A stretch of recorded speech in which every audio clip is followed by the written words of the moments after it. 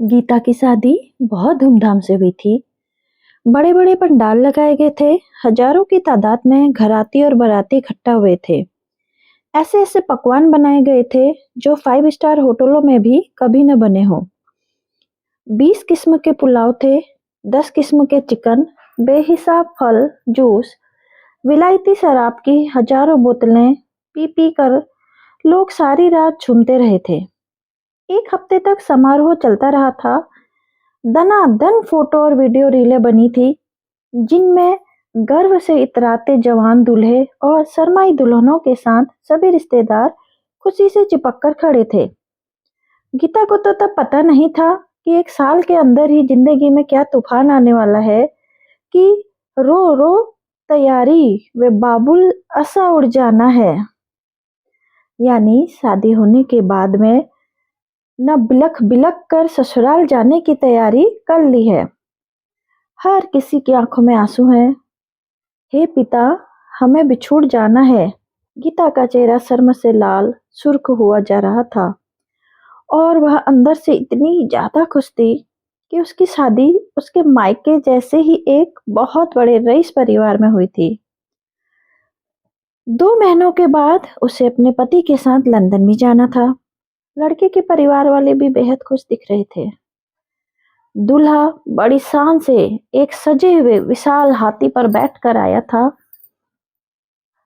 फूलों से लदी एक काली सुंदर चमचमाती लंबी डिफेंडर कार गीता की डोली ले जाने के लिए सजी सवरी उसके पीछे पीछे आई थी।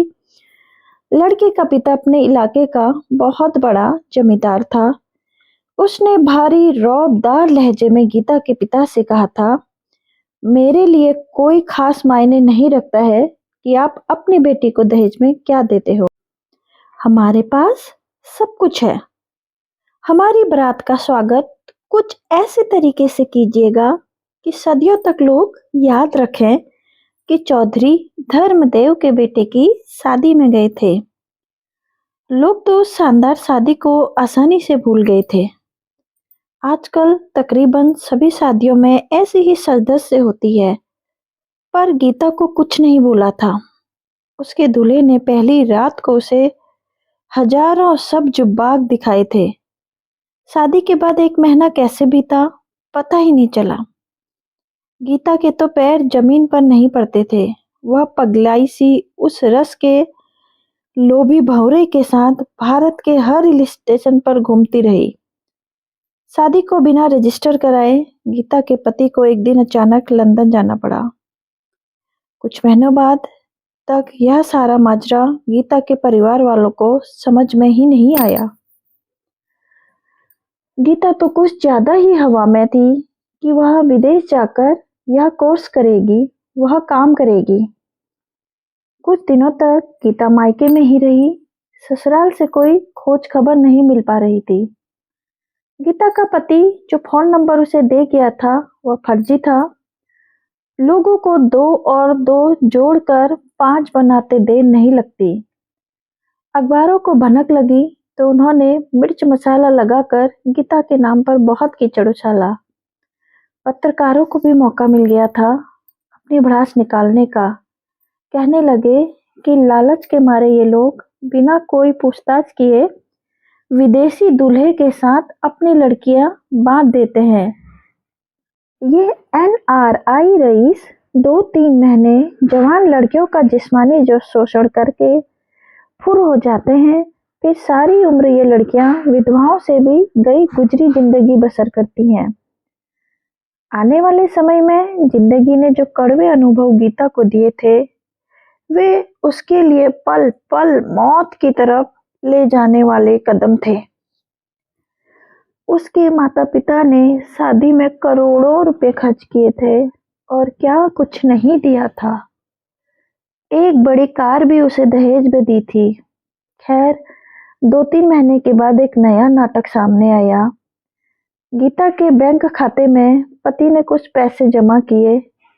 अब वह उसे हर महीने अच्छे खासे रुपए भेजने लगा था ताकि पैसे के लिए ही सही गीता उसके खिलाफ कोई हो हल्ला ना करे। गीता के पिता ने कुछ रिश्तेदारों को साथ लेकर उसकी ससुराल जाकर खोजबीन की।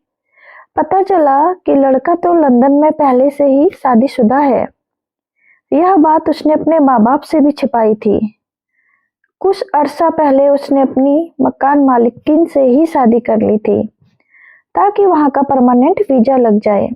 गीता के साथ उसने अपने माँ बाप को खुश रखने के लिए शादी की ताकि वह सारी उम्र उनकी सेवा में लगी रहे।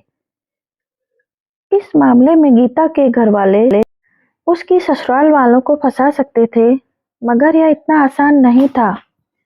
गीता के माँ बाप ने उसके ससुराल पक्ष को सामाजिक दबाव बढ़ाना शुरू किया और अदालत का डर दिखाया था। तो वे 50 लाख रुपए देकर गीता से पीछा छुड़ाने का ऑफर लेकर आ गए। गीता की शादी भारत में रजिस्टर्ड नहीं हुई थी और इंग्लैंड में उसकी कोई कानूनी मंजूरी नहीं थी। इसलिए गीता के घर वाले उसके पति का कुछ भी नहीं बिगाड़ सकते थे। जिसने गीता के साथ यह घिनौना मजाक किया था। गीता के ससुराल वाले चाहते थे कि 50 लाख रुपया लेकर गीता दूसरी शादी कर ले। वे बकायदा तलाक दिलाने का वादा कर रहे थे। अब गीता का पति उनके हाथ आने वाला नहीं था। तब गीता की ससुराल वालों ने उसके परिवार को एक दूसरी योजना बताई। गीता का देवर अभी कुंवारा ही था। उन्होंने सुझाया कि गीता चाहे तो उसके साथ शादी कर सकती है।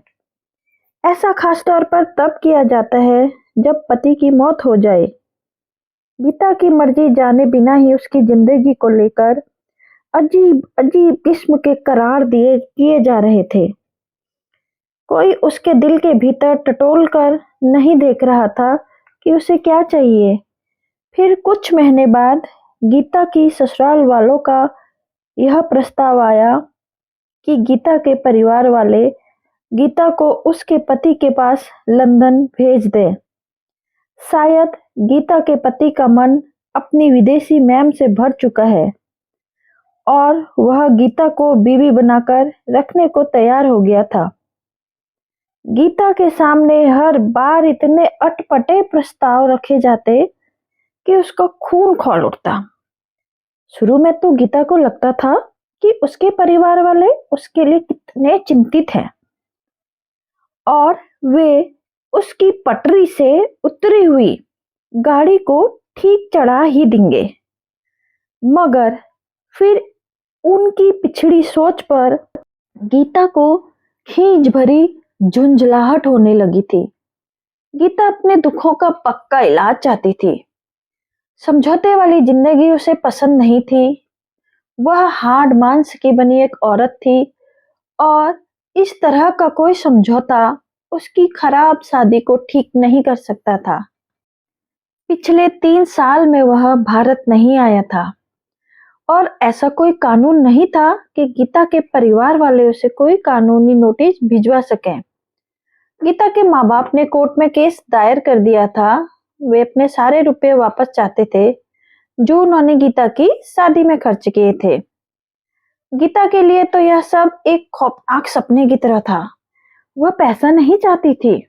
वह अपने बेवफा पति को भी वापस नहीं चाहती थी।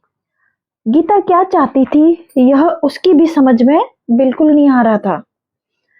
शायद वह बदला चाहती थी। हर कोई अपनी लड़ाई लड़ने में मसरूफ था। किसी ने यह नहीं सोचा था कि गीता क्या चाहती थी। अदालत के केस में फंसे गीता की ससुराल वालों के खूब पैसे खर्च हो रहे थे। केस लटकता जा रहा था। अब वह लोग गीता से समझौता करना चाहते थे। गीता ने भी अब सोच लिया था कि वह इन लोगों से उनके किए का बदला जरूर लेगी। अब गीता के माँ बाप गीता से बोलने लगे कि वह लोग समझौता करके शादी में खर्च हुए रुपए देने को तैयार हैं, तो हम केस वापस ले लेते हैं। गीता ने बोला, नहीं, आप लोगों ने मेरी जिंदगी का जो फैसला लेना था ले लिया। अब मैं अपनी जिंदगी का फैसला किसी को नहीं लेने दूंगी। मैं खुद अपनी जिंदगी का फैसला करूंगी।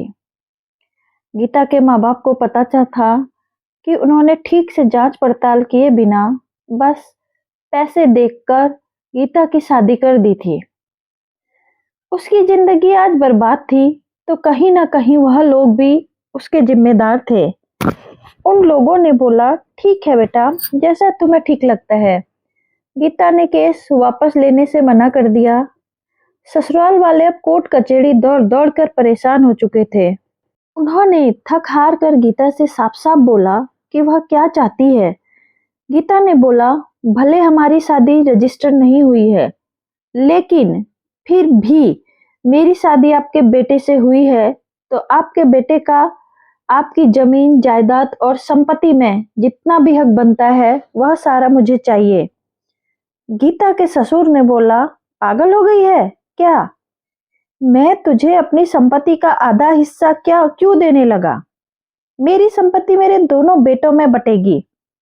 गीता ने बोला, तो फिर मैं कोई समझौता नहीं करने वाली। लड़ते रहिए केस जीवन भर। गीता ने अब उनके ऊपर दहेज उत्पीड़न और घरेलू हिंसा का भी केस लगा दिया। गीता के सास ससुर काफी परेशान हो चुके थे और जिस बेटे की वजह से वह परेशान थे वह विदेश में मजे की जिंदगी जी रहा था। उन लोगों ने फोन पर गीता की शर्त अपने बेटे से बताई। उसने कहा, ऐसी बेवकूफी आप कैसे कर सकते हैं? मेरे हक की संपत्ति उसके नाम कैसे कर सकते हैं? गीता के ससुर ने बोला, तो यहाँ आकर अपनी बीवी को संभाल और उससे समझौता कर। लेकिन बेटे को पता था कि अगर वह भारत आया तो उसका फंसना तय था और वह वापस विदेश नहीं जा पाएगा, इसलिए उसने साफ मना कर दिया। वैसे भी उसे क्या दिक्कत थी, उसकी जिंदगी तो आराम से कट रही थी और भारत में अच्छी खासी जमीन जायदाद उसके हिस्से की रखी ही हुई थी। गीता के सास ससुर और देवर काफी थक चुके थे इन कोर्ट कचहरी से। एक दिन कोर्ट के बाहर गीता के ससुर जी चक्कर खाकर गिर गए। गीता ने ही उन्हें पीने के लिए पानी दिया। पानी पीने के बाद गीता ने बोला, देखिए पापा जी, आपका बेटा तो स्वार्थी है। आप मानिए या ना मानिए, सारे कष्ट और मुसीबत आप तीनों झेल रहे हैं और साथ में मैं भी। वह तो विदेश में मजे की जिंदगी अपनी पत्नी के साथ ही जी रहा है और सोच रहा है जब उसका दिल करेगा भारत आकर अपने हिस्से की संपत्ति बेचकर एक मोटी रकम अपने साथ लेकर चला जाएगा। लेकिन आप लोगों का बुढ़ापा इसी तरह कोर्ट कचहरी के चक्कर काटते काटते खत्म हो जाएगा और आपको अभी अपने बेटे की शादी भी करानी है। वह बेचारा तो फालतू में गेहूं में घुन की तरह पिस रहा है। अपनी जिंदगी का अच्छा वक्त कोर्ट कचहरी में दौड़कर बिता रहा है। क्या करेंगे आप अपने बड़े बेटे के हिस्से की जायदाद, जिसकी वजह से आप लोग आज खून के आंसू रो रहे हैं? मेरा कहना मान लीजिए और मेरी शर्त स्वीकार कर लीजिए, क्योंकि मेरी जिंदगी तो बर्बाद हो चुकी है और मैं अपने माँ बाप की इकलौती बेटी हूँ। मैंने सोच लिया है, मैं आखिरी दम तक इस केस को लड़ूंगी, क्योंकि मुझे मेरे घर से किसी प्रकार की कोई दिक्कत नहीं है, ना धन दौलत की, ना किसी के दबाव की। गीता के सास ससुर और देवर घर चले गए और घर जाकर उन्होंने गीता की कई बातों को ऊपर विचार विमर्श किया। उन्हें लगा कि गीता सच ही तो कह रही है। जिस बेटे के हक की संपत्ति वह लोग बचाना चाहते हैं, उस बेटे ने ही उन्हें इतनी बड़ी मुसीबत में डाला और अब इन लोगों को मुसीबत में अकेला छोड़कर खुद बहुत दूर आराम से रह रहा है और वह भारत आना भी नहीं चाहता। ऐसे स्वार्थी बेटे के लिए हम क्यों सोचें, जो इस उम्र में अपने माँ बाप और छोटे भाई की भी नहीं सोच रहा है। गीता के ससुर ने अपने बेटे को फोन करके बोल दिया कि वह उसके हक की संपत्ति गीता के नाम करने जा रहे हैं। बेटे ने बोला, ऐसा आप कैसे कर सकते हैं? मैं आपको ऐसा कभी नहीं करने दूंगा। इस पर गीता के ससुर ने बोला, तो फिर भारत आकर गीता से समझौता कर। उनका बेटा फंस चुका था, न वो भारत आना चाहता था और न अपनी संपत्ति गंवाना चाहता था। उसने फोन काट दिया। माता पिता को पता था कि वह अब कभी भारत नहीं आएगा, तो वह उसके लिए कष्ट क्यों उठाए। उन्होंने उसके हिस्से की सारी संपत्ति गीता के नाम कर दी। गीता ने सारे केस वापस ले लिए। इस बीच गीता ने एक और चाल चली। यह चालबाजी उसने अपने ससुराल वाले और अपने पति से ही सीखी थी। उसने हर जगह अपने ससुराल वालों को और खासकर देवर को इतना बदनाम कर दिया कि अब उसके देवर से कोई भी लड़की वाला अपनी लड़की देने को तैयार नहीं था। चारों ओर यह बात फैली हुई थी कि जिस तरह से उसके बड़े बेटे ने एक लड़की की जिंदगी खराब कर दी, वैसे ही अब छोटा बेटा भी करेगा। वह भी विदेश में बसना चाहता है। बस शादी करके एक लड़की अपने माँ बाप की सेवा के लिए यहाँ पर रखकर वह विदेश चला जाएगा। अब यह बात सब जगह फैल चुकी थी। लाख कोशिश करने के बाद भी गीता के देवर की शादी नहीं हो पा रही थी। गीता के सास ससुर काफी परेशान थे। अब उन्हें चिंता होने लगी थी। गीता का देवर भी काफी दुखी था कि उसके भाई की वजह से उसकी जिंदगी खराब हो गई। गीता ने अब अपनी अगली चाल चली, क्योंकि वह भी तो अपनी जिंदगी में अकेली थी और उसे भी कोई जीवन साथी चाहिए था। गीता अपने देवर के करीब जाने लगी और धीरे धीरे गीता और उसका देवर एक दूसरे को पसंद करने लगे। गीता ने सोच लिया था कि अगर वह अपने सास ससुर की शर्त की वजह से देवर से शादी करती तो जिंदगी भर उनसे उनके एहसान तले दबाव में रहना पड़ता। अब वो अपनी शर्तों पर उसके देवर से शादी करेगी। गीता के सास ससुर ने गीता के घर अपने छोटे बेटे का रिश्ता भेजा, जिसे गीता के माँ बाप ने गीता की रजामंदी से स्वीकार कर लिया। गीता ने अपनी शर्त रखी कि शादी कोर्ट में होगी, क्योंकि इस बार उसे अपनी शादी के पक्के सबूत चाहिए थे। गीता और उसके देवर की शादी हो गई।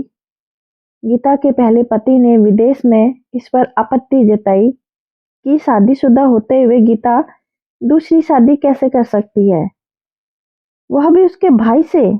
गीता के देवर ने बोला, नीच इंसान, पहले ही गीता की जिंदगी बर्बाद कर रखी है और साथ में मेरी भी। तुम्हारी वजह से ना गीता अपनी शादीशुदा जिंदगी जी पाई और ना ही मेरी कहीं कोई शादी हो पा रही है, और खुद तुम मजे की जिंदगी जी रहे हो। खबरदार। तो फिर कभी यहाँ फोन किया, कहकर उसने फोन काट दिया। गीता के पहले पति को समझ आ चुका था कि अब वह गीता का कुछ नहीं बिगाड़ सकता। गीता और उसके देवर की शादी हो गई और गीता विदा होकर दोबारा अपने उसी ससुराल में आ गई। एक दिन गीता ने मौका पाकर अपने पहले पति को फोन किया और बोला, बहुत होशियार बनता था। सोचा था अच्छा खासा दहेज लूंगा और एक लड़की को अपने माँ बाप की सेवा के लिए भारत में छोड़कर हमेशा के लिए विदेश में मौज करूंगा। लेकिन अफसोस, तेरे पल्ले मैं पड़ गई। अब मजा आ रहा है। तेरे हिस्से की सारी संपत्ति मेरे नाम पर है और तेरा भाई अब मेरा पति है, तो उसके हिस्से की सारी संपत्ति भी अब मेरी ही है। साथ ही साथ मैं इस घर की बहू हूँ, अपने पति के साथ हूँ। तेरे माँ बाप और भाई तुझसे नफरत करते हैं और मैं इस घर में शान की जिंदगी जी रही हूँ। आखिर इस घर की इकलौती बहू हूँ और घर की इतनी बड़े संपत्ति की मालकिन हो, तू इस घर का बेटा है ना, लेकिन तुझे गारंटी देती हूँ, अगर गलती से भी कभी इस घर में आ गया ना, तो तेरी टांगें तुड़वा दूंगी, क्योंकि अब इस घर में वही होता है जो मैं चाहती हूँ। गीता के पहले पति को कुछ समझ में नहीं आ रहा था कि वह क्या बोले। उसने चुपचाप फोन रख दिया। आज गीता के कलेजे को बहुत ठंडक मिली। दोस्तों, आपको कहानी पसंद आए तो चैनल को लाइक शेयर सब्सक्राइब जरूर करिएगा। Thank you so much for listening my story. Thank you, सबको दिल से धन्यवाद।